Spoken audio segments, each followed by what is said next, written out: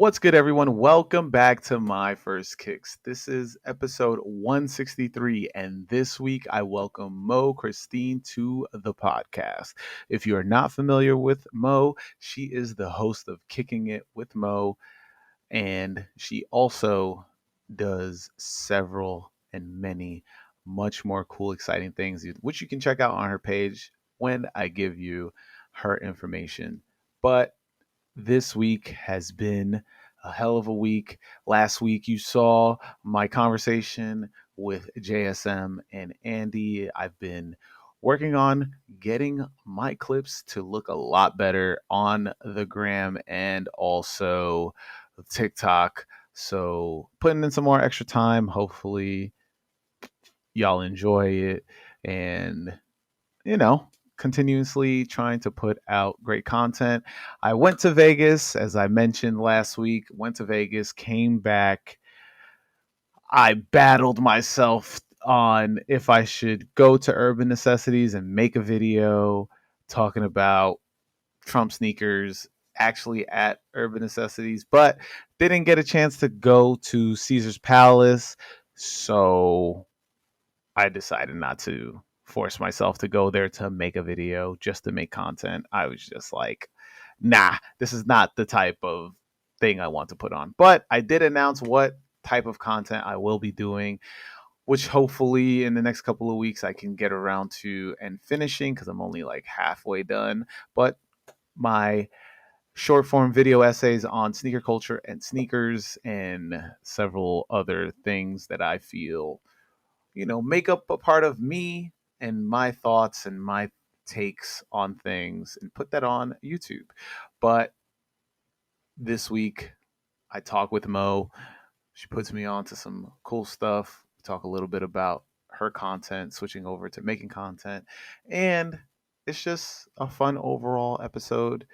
I get a little bit stumped in the beginning, as she mentions the shoe that she is, she mentions a shoe that I'm just trying not to give it away, but she mentions a shoe that puts her into sneakers, and then also we just get stumped by like what was the shoe, what was the shoe, and if you figure it out, comment, leave a comment on the post for this episode.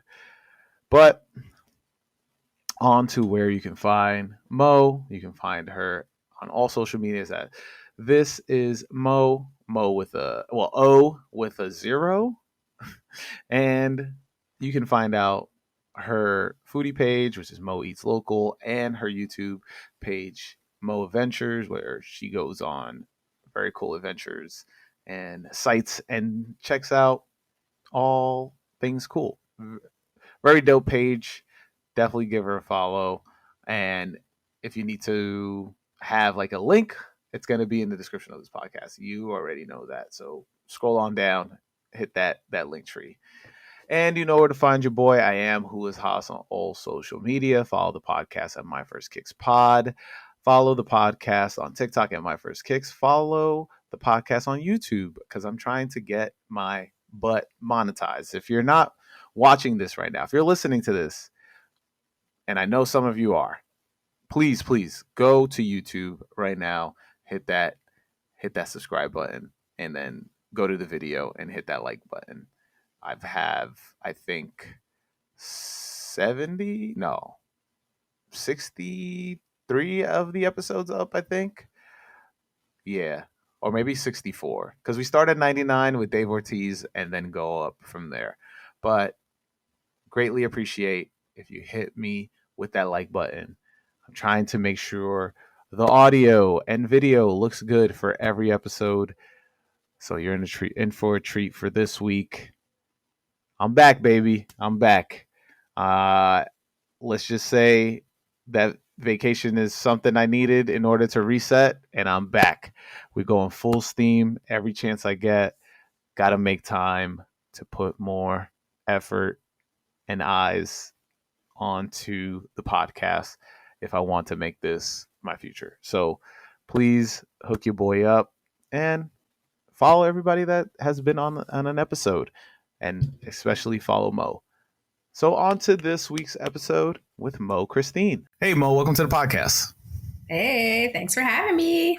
No. Shout out to QC Kiki Cutie. Well, Kiki, she pointed me towards you because I was recently on one of her lives, and one of my initiatives with this podcast, especially this year, is to get more women in sneakers on my podcast, because it's I feel like it's very, I mean, I'll be straight up, very sausage fest up in here. It's a must. Yes, we need to be here. And I'm not a big like, oh my God, tell me what it's like being a woman in sneakers type of person. But I think that everybody has their own stories, and I created this podcast in order to get more stories out. So if I'm just talking to dude after dude after dude after dude, it's not that fun. It's boring. We need some ladies on here. Well, so yeah, I'm really honored to be on here. Thanks so much. No, yeah. And for people who aren't familiar with you, how about you introduce yourself? Hey, you guys. I am Mo Christine. This is Mo on Instagram, and I am a sneaker girl. I do have a show called Kicking It with Mo. We are 3 seasons down, where I've been interviewing sneaker lovers from all over the world, just connecting with them, showcasing them, whether it be just a collector or whether it be someone that's influential within the sneaker industry, whether they design shoes, whether they design something else that relates to shoes. I interview them and just connect everyone. Yeah. So I do that. And I was gonna say, as a Clubhouse used to be like the dot connector. Yeah. Yes. So there you go. Connecting the dots from all over. So it's crazy because I started the show during the pandemic. We're not doing anything during the pandemic. Right. So like we're all getting creative and stuff. And I'm just thinking like, what do I love so much that I can make something out of it and connect with different people via Zoom, via anything other than in person. So I thought of the show, and since then I've just been kicking it with people. No, it's awesome. I wasn't too familiar until Kiki brought me to your page, and I love that, one thing, the pandemic, I mean, I started this podcast out of the pandemic as well. One thing about the pandemic, I always said, it was just like, I felt it was, some people got sucked into it, depression, all that stuff. But there are people that decided to play catch up. And I think that it was a chance for us to be like, you know what? I don't have to work this 9 to 5, or I don't like, what am I trying? What should I be doing? And it gave you like a reset button, and, people who really grabbed onto it, such like yourself, which is switching over to, content creating and stuff like that. It's super dope. And, now we're here, we're out of it. Now we're here. Well, we're kind of out of it. Definitely. COVID definitely kind of helped a lot of us tap into something that we've always been wanting to do, and maybe we haven't had the time to do it because the world has been just going. And COVID kind of paused the world for a bit, where it gave you time to just be home and kind of say, okay, let me just try something that I've always wanted to try and see how it goes. I mean, it's not going to hurt you. You're in your house doing nothing. So why not? So it's good to see everyone that, started doing like, a little side hustle, and seeing what comes of it. I mean, the people that needed to be stopped were those people with the rings, the circles. You remember the circle scam that they did during the pandemic? The circle scam. I know they're doing other scams like even before the pandemic. Scams all over. Just people. Yeah. There was one that it was like you're supposed to, it was like the theme was like, or something. It was like, you have to get into the middle circle. And then you'd buy, you put $5 in and you become the outside of the circle. But the goal is to become the big circle. So then you have to make your own. It's it was recruit people to get. Yeah, it was great. People were just bored. And getting people were just getting them into, scamming them into this foolishness. Yeah. But you're here to answer the question that I ask everybody each week. And that question is, what's your first kicks? What's that first pair of sneakers you absolutely needed to have?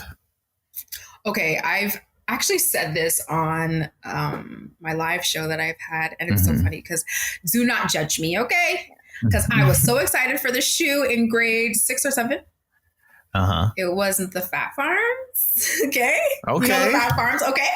The Fat Farms with like the K-Swiss style. Yes. Yeah. And I specifically wanted the black and pink ones. Don't come for me. I wore that with everything. And you couldn't tell me anything because it came with the pink laces and I switched it with the black and the pink. Okay. So that was the shoe that, like, I don't even know. I had to have those first that I could think of. So it was like grade 6, 7, where you kind of your parents kind of like let you pick the shoe that you want. So that was the first one that I was just like, all right, let me get this one. And then there's actually, I don't know if you can help me out with a name. Okay. So that was like grade 6, 7. And then in high school, I went to New York because I live in Canada. So I went to New York, and that's where we used to go, like, to get the shoes, because Canada, you know, our accessibility isn't as great, especially back then. And so I went to New York. My mom took me shopping. She was like, which shoe do you want? And it was the Jordan Carmelo Anthony collab. Like, so he had a couple of them. He had a couple collabs. Yeah, so way back when. Is it either the 2s? He had the Jordan 2s with the white and blue and yellow. I know it was white, blue, and yellow, but I'm not sure if it was the 2s. It could have been. It was I think it might be the 2s. White, blue, and yellow. White, blue, and yellow. Yes, like a baby blue type. That was like, I got that. And you could not tell me anything in high school because, you know what? I had Jordan's Mellows on, okay? So those are the two that, like, are stuck in my brain. I'm gonna send you a picture real quick. Okay, yes, let me see it. See if this I hope I can remember. But I know it was Mellows because I was like, I got Mellows. No one can talk to me. I mean, it's one of those shoes. I think this is a fake website, but but it's one of those shoes that you can definitely tell if it's you had it or not, because it wasn't that. It wasn't that. All right, it wasn't that. It was another one. It was another one. So it wasn't a 2, but it was a Mellow. It was a Mellow, yes. So could it have been like the 2.0 Mellow, the 2.5s? Because let me see. Are you gonna send me a picture or should I look it up? Yeah, I'm gonna send you a picture right now. I know it was the 2s. That sounds like the 2s. No. I mean, I wasn't a big fan of these, but here it's actually in the first. Okay, let's see. The listeners are gonna be like, "What are these people talking about?" So this is all Mellows shoes. So it's got to be like one of these. I think it's this one. Yeah. Yes. And you couldn't tell me anything. I wish there was no 360. I want a 360 view. No 360. Oh dang! That was one of them that I felt. The 1.5, so the Mellow Jordan Mellow 1.5. That I think that's the one. I know the colorway is that, and it definitely wasn't the 2. So if it's not the 2s, then it's definitely that one. And back then you couldn't tell me anything. Well, look.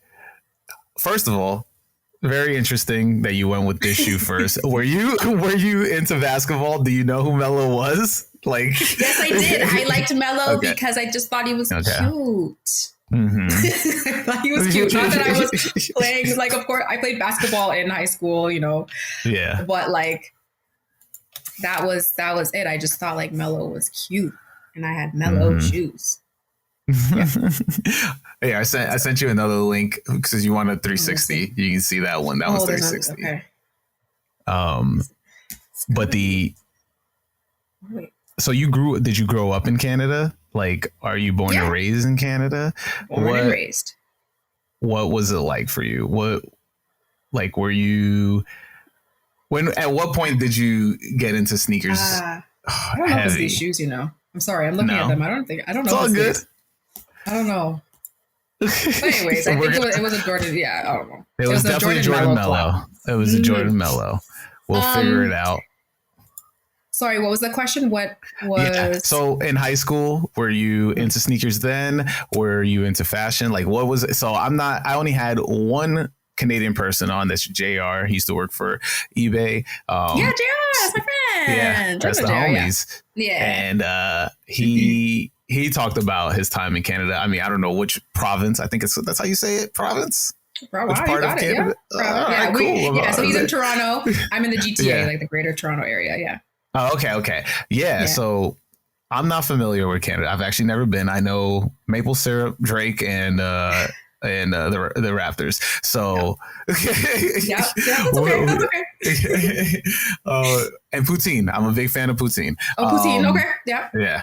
So enlighten me on like what is it like growing up in Canada, and like where was your, because I mean you touched on Fat Farm, so like where was it, what it made it all connected, and how did you get into sneakers?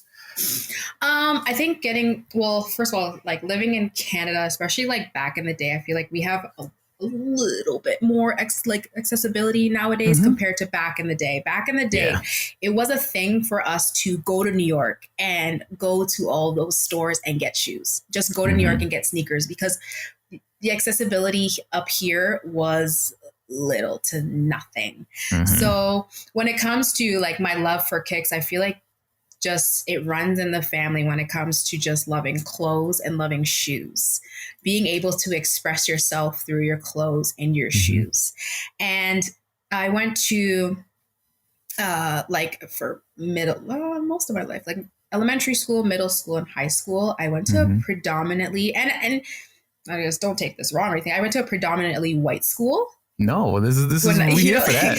I want to hear this. So I went to a predominantly white school when I was in those grades, and of course it had like a little bit of influence. Like probably that explains the Fat Farm and the Vans. I was a Vans girl as well.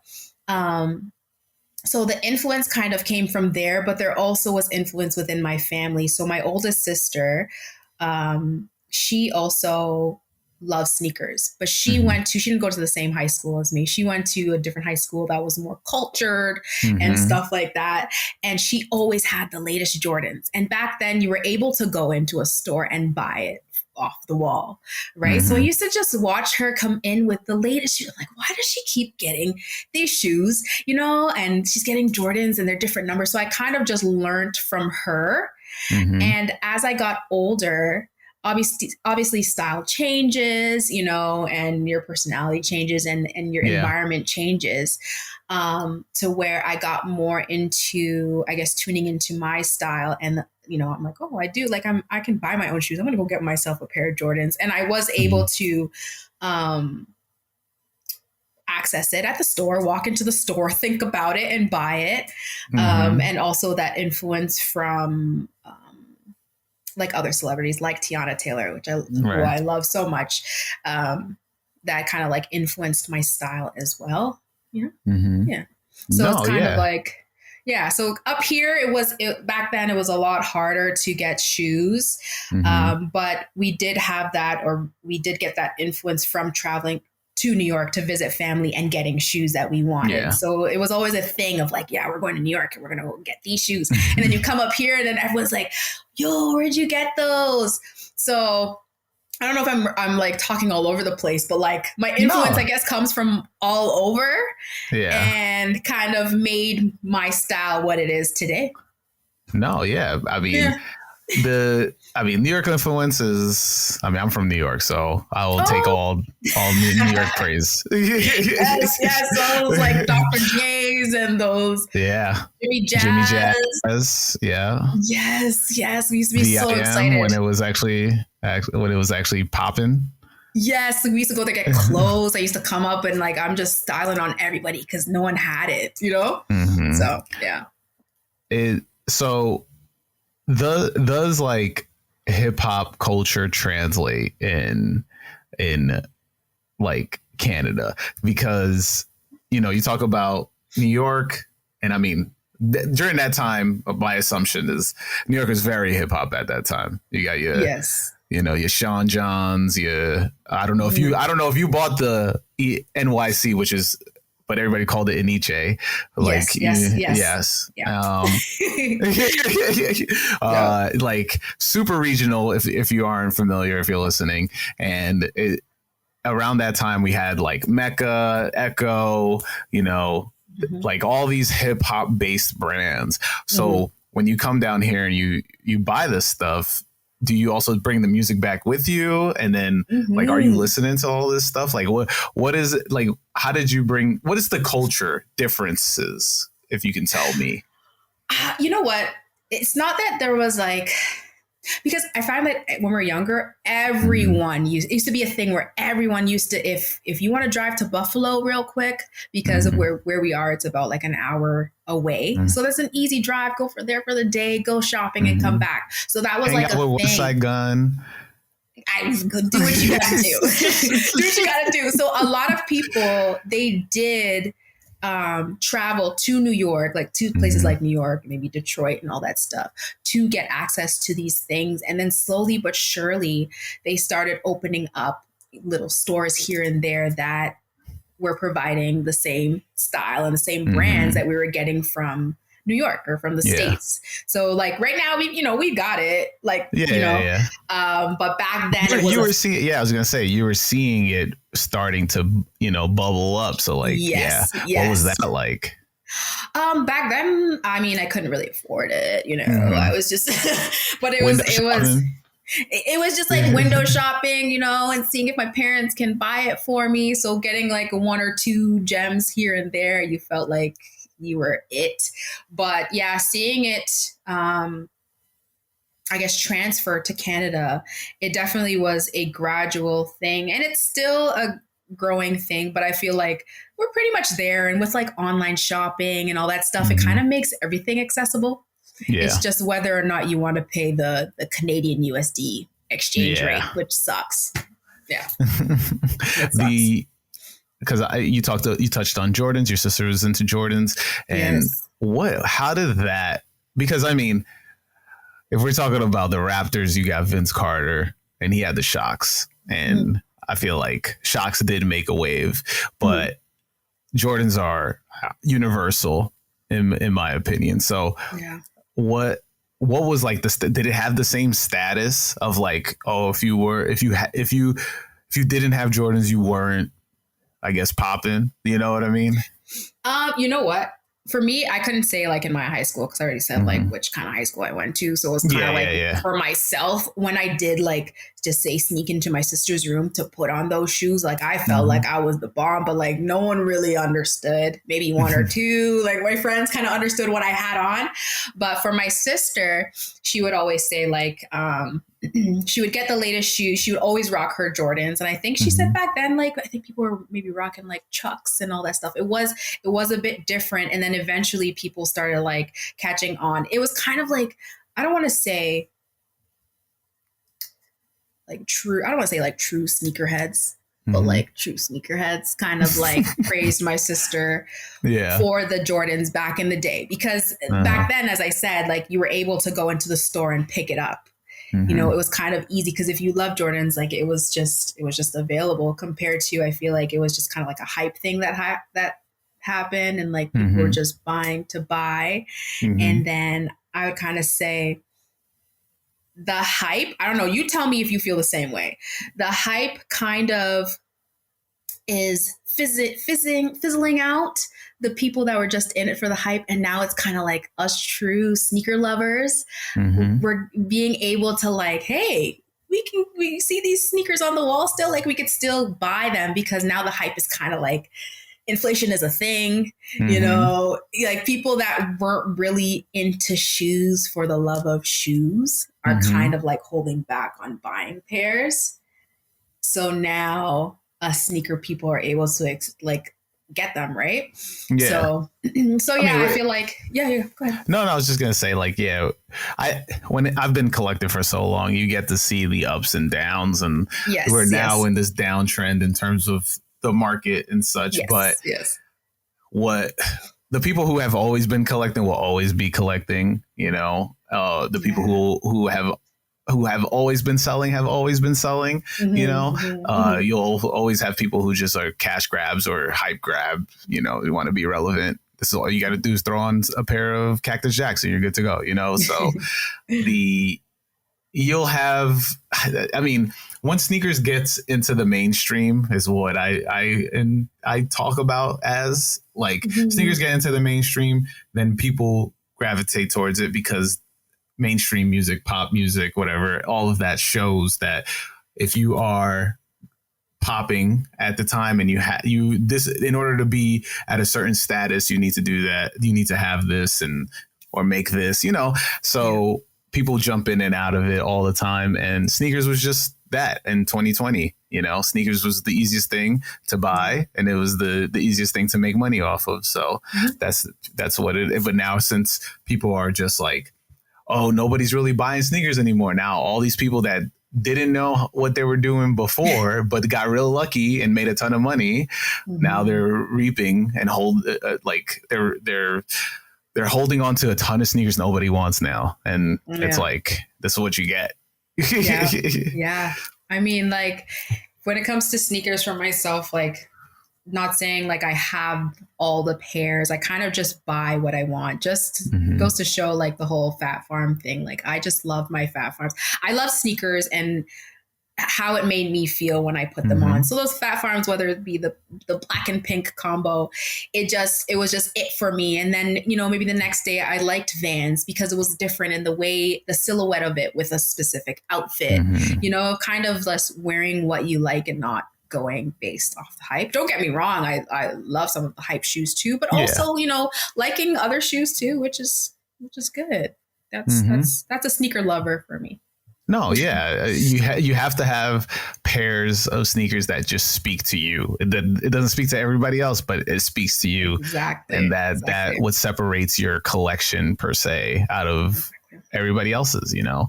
I mean, you talk about being different and talk about being different with sneakers, but like, what was your experience going to mostly all white school? Because I've also have that a little bit in my career, so I know what it feels like.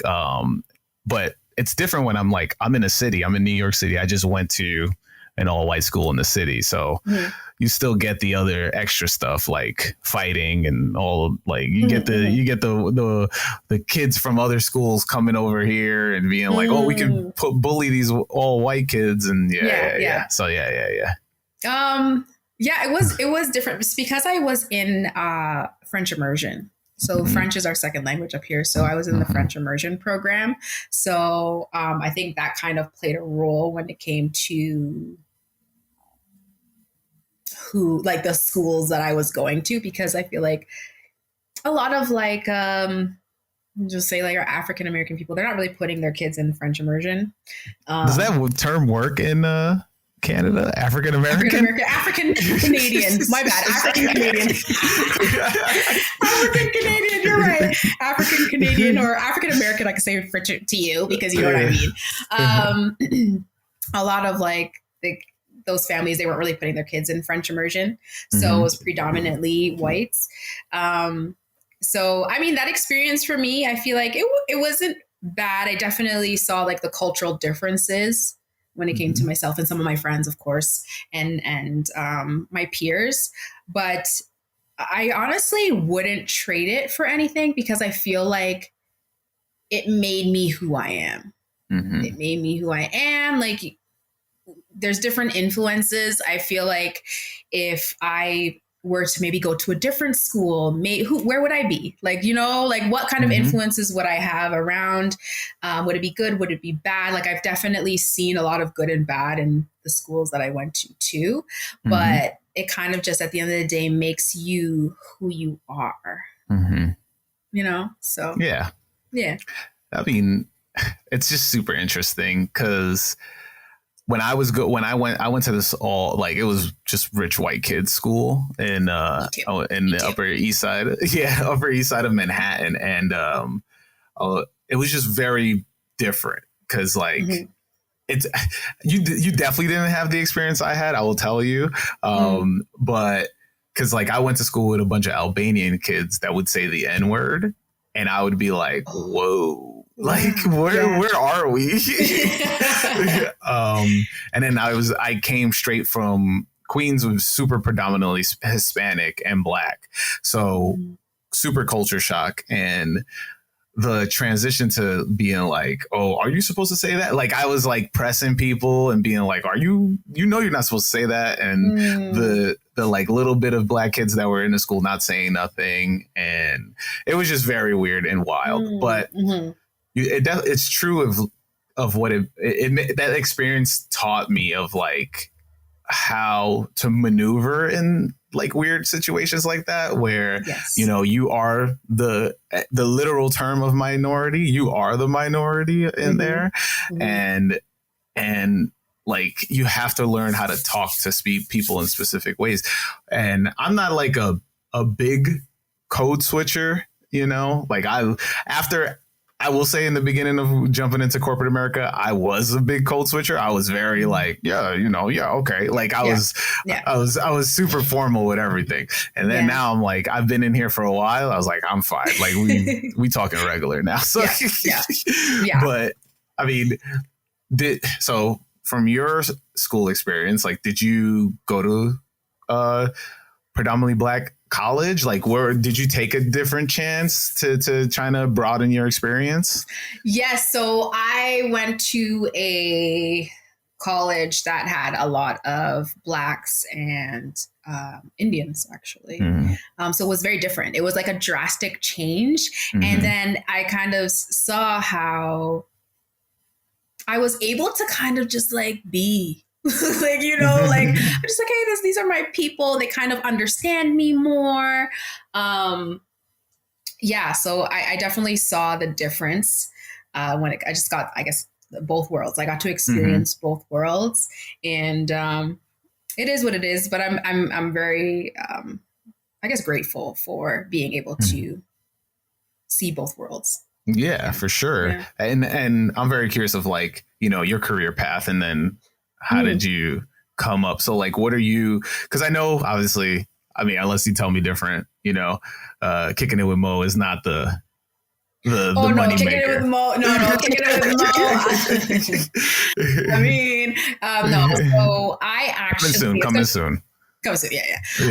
It's actually surprises people all the time. I actually have been working with children on the spectrum for years. So I provide behavior therapy. And so I've been frontline for about 6 years, I would say.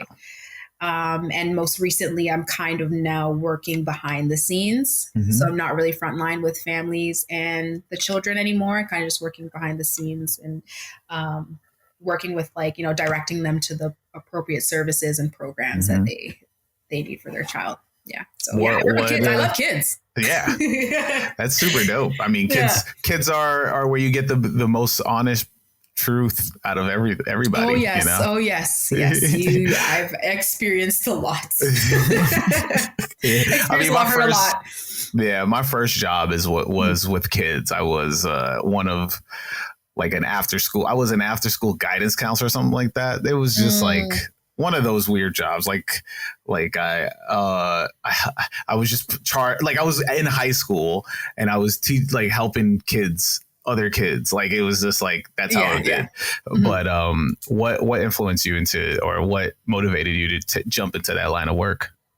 I've always loved kids, and I wanted to be like maybe a teacher or something. Just, I wanted to have that impact on kids and families' lives. And I've actually just did like a school co-op, like your co-op at the place that I work at right now. I kind of did it, and I was like, okay, working with kids on the spectrum. So it's kind of like, okay, I get the working with children, but I kind of wanted that challenge. So working with children on the spectrum is providing that behavior therapy. So, you know, I encountered a lot of different behaviors, whether it be being hit, kicked, spat on, like, you know, kind of like understanding their behaviors and kind of working with them to work through those behaviors and giving them the appropriate interventions. It was just like, I liked that, and seeing them progress from like day 1 to day 30, seeing the difference that I can make, like the smallest change, the smallest thing that you can tweak in their lives, how it can positively impact their lives and their families' lives. And just like, it kind of just, it gets to me a little bit. Like, it's just, you know, it's rewarding for me. So being able to do that, that's why I got into this field. I definitely feel like this is where you learn how to talk in front of like people, you know. Yeah. Yeah, pretty much.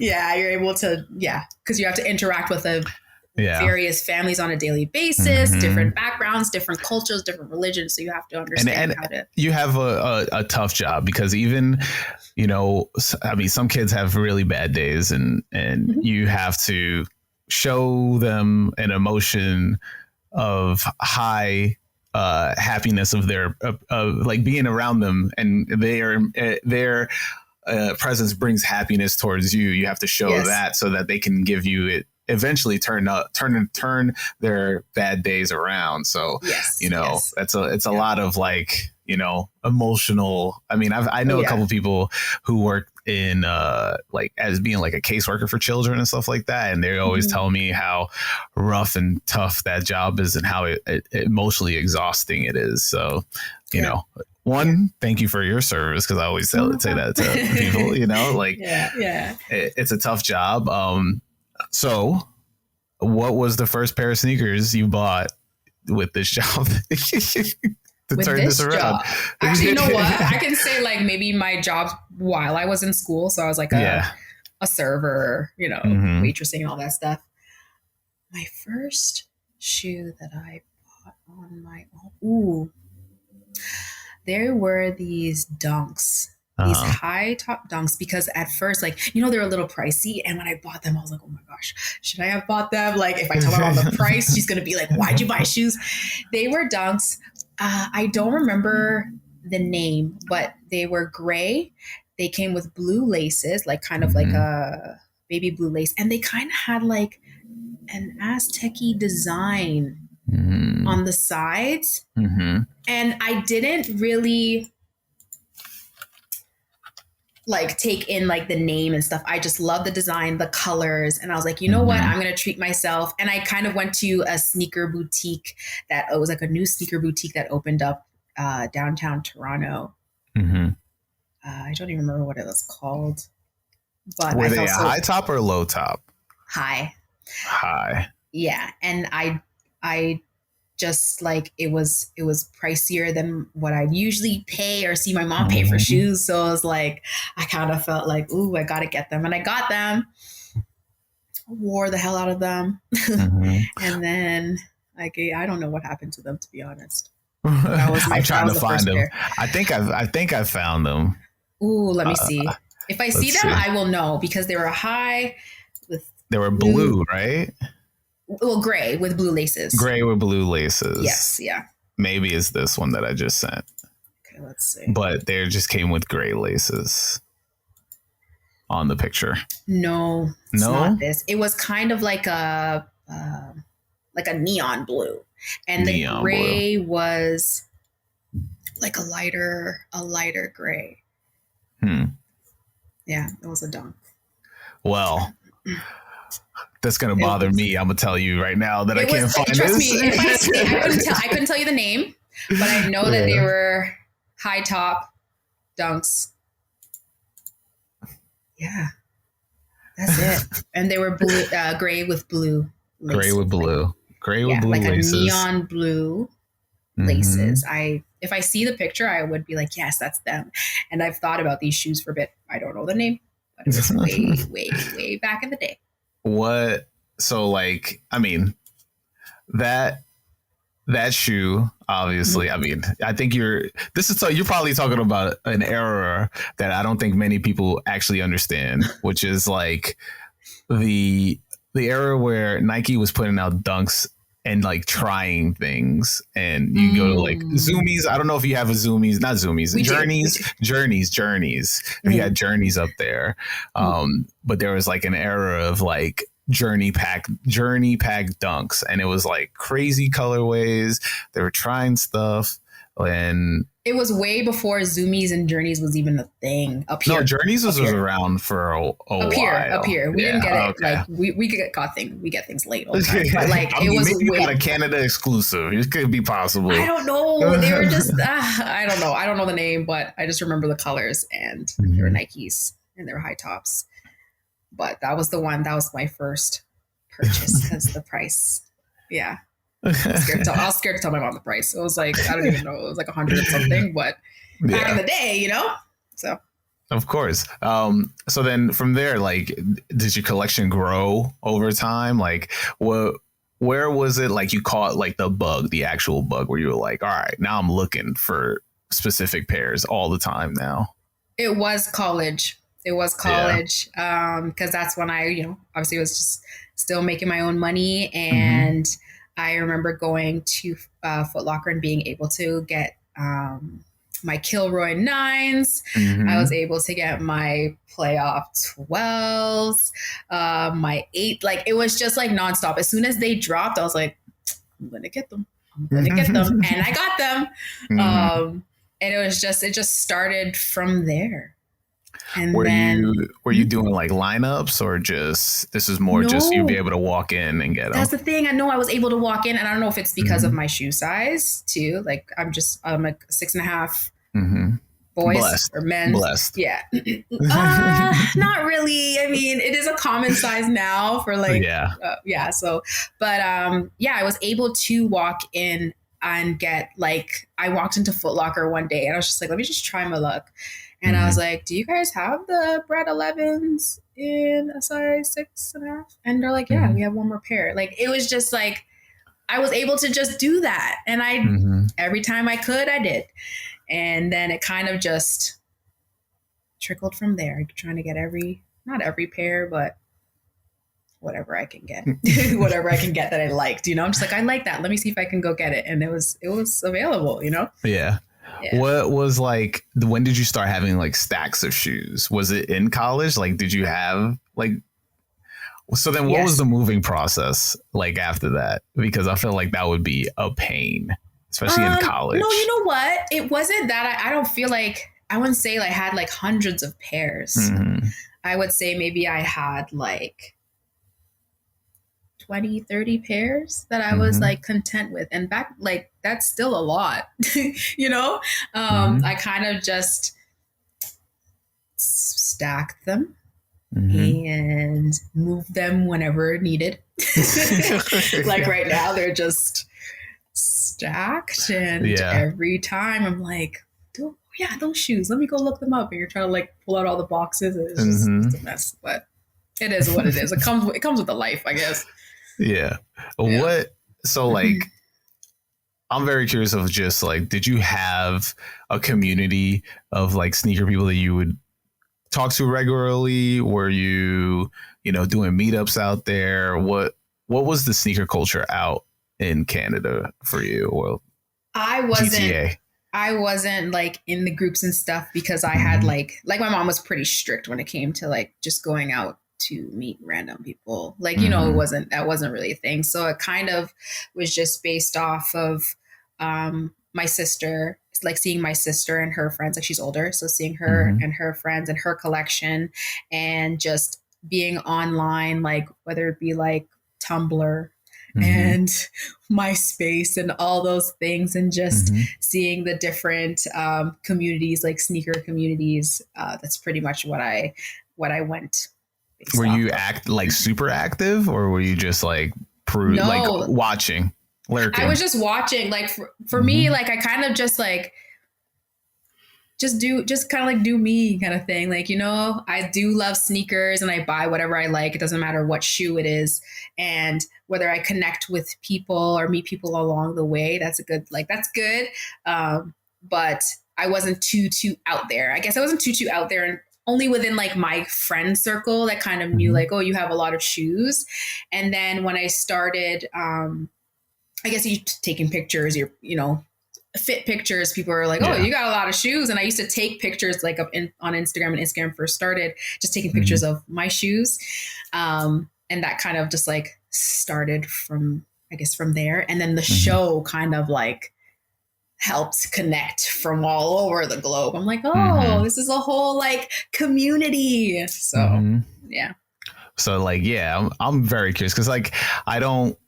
I post on Instagram, but I feel like I've never have been part of that because I come from the forums days. So like that's Mm-hmm. when I was like part of a community type of situation. And Yeah. then, you know, sometimes your ability to talk to people constantly wanes after a certain point, and then you come back to it. And now Yeah. we're here. I have a podcast, and now I'm talking to everybody every day. But Every day. but you know, posting on Instagram has been totally different. Everybody, you know, they're starting to get clicks and stuff like that. But what has been your experience when it comes to social media and posting sneakers and starting the show? Like, what has been the reception, and how have people, you know, bigged you up and talked to you, especially, you know, on Instagram? You know what?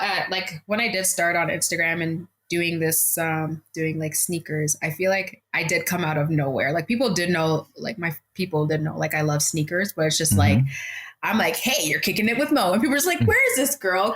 Where'd she come from? Kind of thing. I'm kind of like in the mindset of just like, I kind of just do me. Like if I like it, I'm going to do it. And if you like it, then you like it. If not, then that's okay. You know? And I do notice like the reception that I get from other people, whether it be positive and negative. I've seen both. I've seen where people will show you the love, but it just doesn't feel genuine, you know. And I've gotten love from people where, you know, it's just so authentic and so genuine. But at the end of the day, this is something that I like. I'm showcasing what I like, and I post what I want to post because I like it. I'm posting it for myself. Like this is my archive where I'm just going back and I'm like, oh, what did I wear the other day? Like, you know, kind of thing.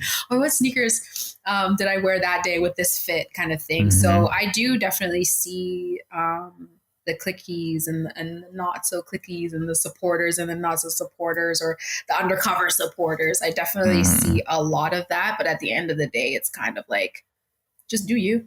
Yeah. Kind of like that do you mindset. For sure.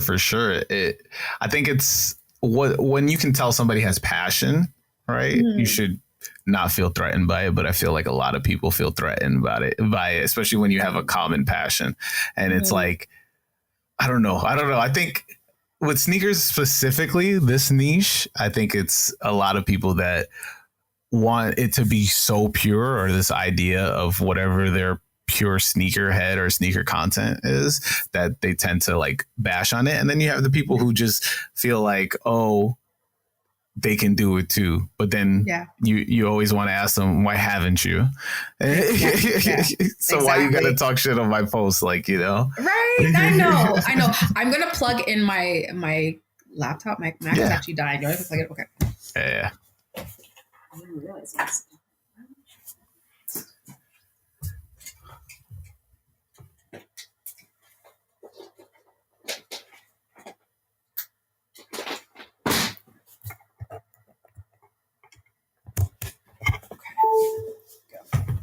All right. Yeah. So I completely get where you come from. And plus, like as a female in the sneaker world as well, like coming into it, everyone's like, okay, what do you know? And it's just like, okay, like I probably don't know as much as you, but I do know that I have a love for sneakers. I wear sneakers and just do me. Like, I'm sorry if I don't know what came out, you know, but I still like sneakers. Like, so it's kind of like that. I don't even know, that like judgment of like, oh, do you know enough? Are you a real sneakerhead? And I don't really classify myself as like a sneakerhead. I just say I'm like a sneaker lover. Like I have a love for the culture. I have a love for the expression it provides and allows you to have, kind of thing. And I like the way it makes me feel when I put them on. No, yeah. I mean, I started this podcast because I think that everybody has that one pair they absolutely need to have. But I feel like my gift is I can turn this into a conversation about anything else. You know, learning about you working with kids is super important, and people should know that. You know, and speaking of which, like you wear sneakers to meet these kids. Do they compliment you? Do they talk to you? Like, do you feel like wearing different types of sneakers is a good talking point, especially when talking to kids now or kids who have, you know, troubles or need help. And do you use it as a way to get to talk to them? Oh yeah, like back in the day when I did work for the school boards, I didn't really work with children on the spectrum. So I was actually in like Main Street, like schools. I would just walk in the halls, and of course I'm wearing my sneakers. It's like, it kind of helps you connect with the kids, because the kids are kind of like, oh, I like your kicks. Like, I know, you know, those are Jordans. Like, so you're able to like start that conversation. It kind of breaks the ice automatically. And there are some teachers that like, they don't understand that you have to kind of build a rapport with these kids. You're not gonna have that instructional control over them right off the bat. You have to be able to gain their trust, you know, get to know them get to know you, in order for you to be like, hey, like, why didn't you do your homework? Or do you need help? And they'll be able to respond to you in a mannerable way, because they know that respect is mutual, right? Yeah. So shoes definitely have helped me build connections with kids, even from far. Like, there are kids that I haven't worked with them. I just maybe saw them at recess or while I'm working with another kid, and they just like, hey, Miss Mo, like, you know, and I'm just like, oh, hey, how you doing? Like your shoes? I'm just like, thank you. What, just see your shoes too. So it's kind of like, it definitely has helped build that rapport and make relationships with some of the kids that I've worked with. No, that's dope. But I mean, I recently had Jason Faustino. He works for Saucony, and he talked about his work with kids before switching his whole entire career path to turn to sneakers. But he talked about his time just like going to schools, even talked about getting kicked out of a school because he looked too much like a student. Like, yeah.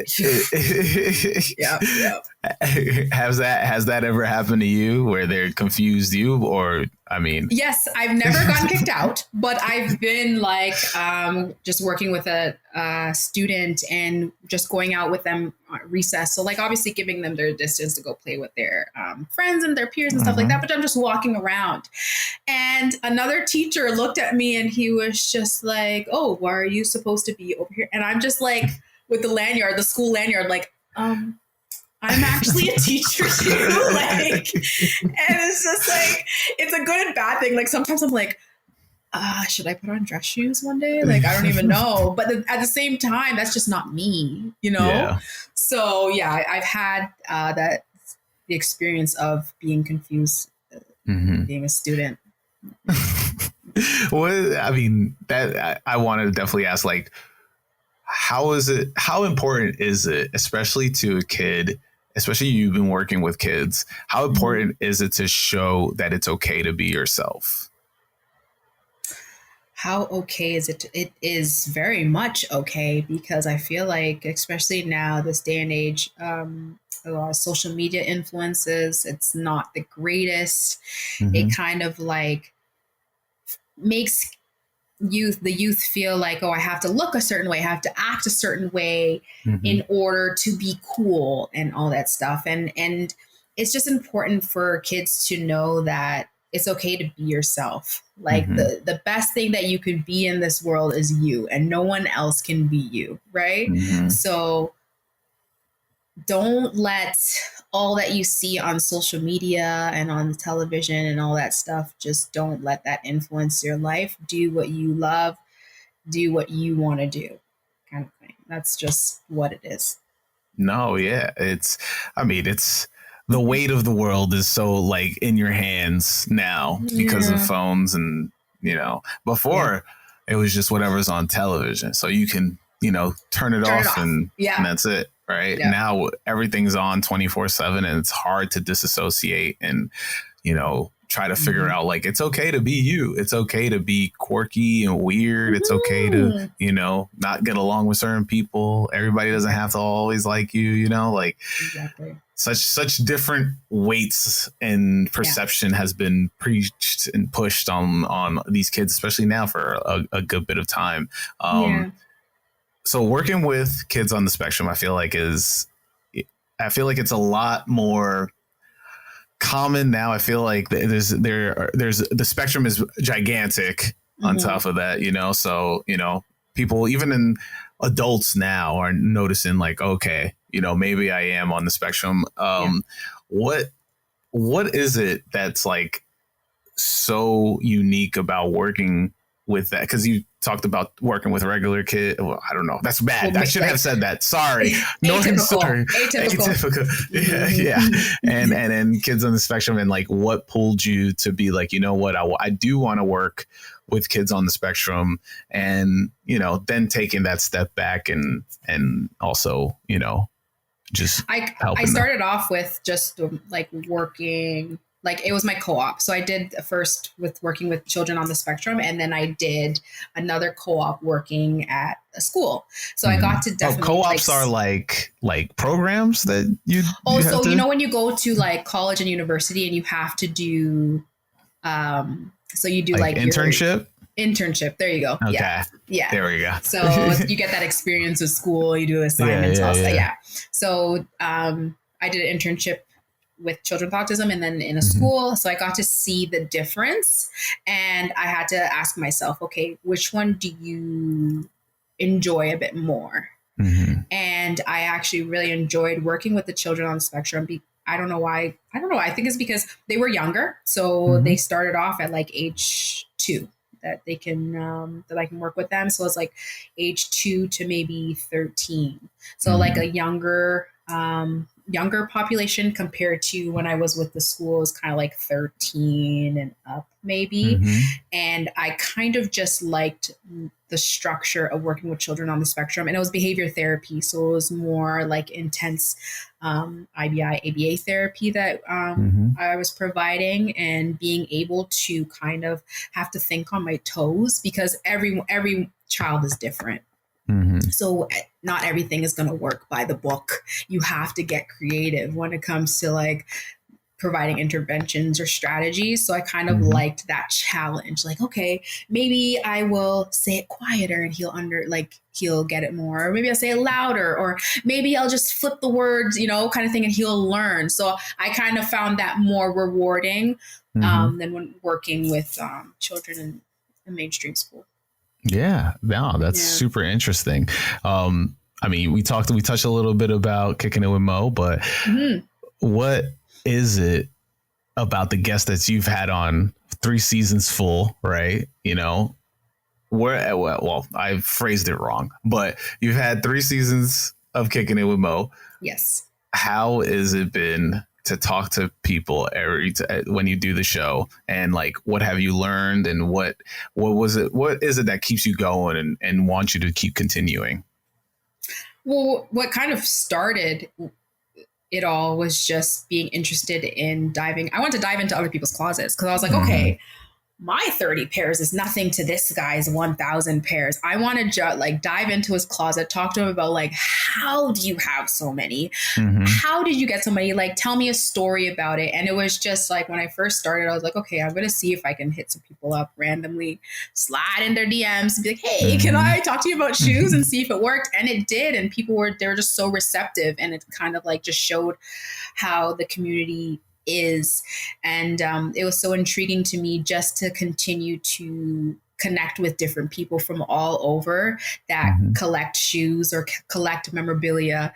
It was just like, wow, like, you're very passionate about that. Like, tell me more. And not only tell me, tell my people that are going to watch. So that's kind of like, it gets to me, like, rewarding to me too. Cause I'm just like, oh, I learn new things all the time, Yeah. What's the most interesting fact that you're just like, wow, after somebody told you?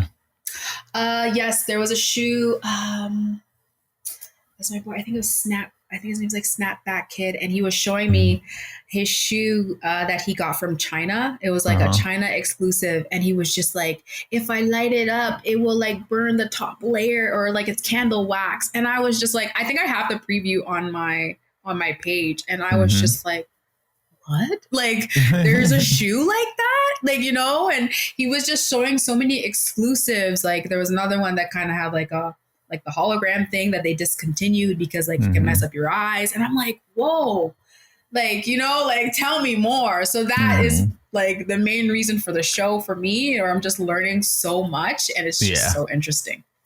No, yeah, that's dope. But Yeah. whenever you get a chance to be a sponge and learn, Yeah. I feel like you grow more as a human. So, Yes, especially about shoes too. I'm like, dang, tell me some more. What else you got? No, yeah. That's super dope, But we're towards zoom by. I looked up and I was like, wow. But good conversation. But we're towards the end of the podcast, and I want you to visualize. Let's go with the Phat Farm shoes because I feel like you remember this. But I want you to visualize Lil Mo about to open that box of the Phat Farm shoes, right? And now you travel back in time, standing behind yourself. What would you tell your younger self? I'm like, yeah, girl, you got your pair. Like, you got what you want.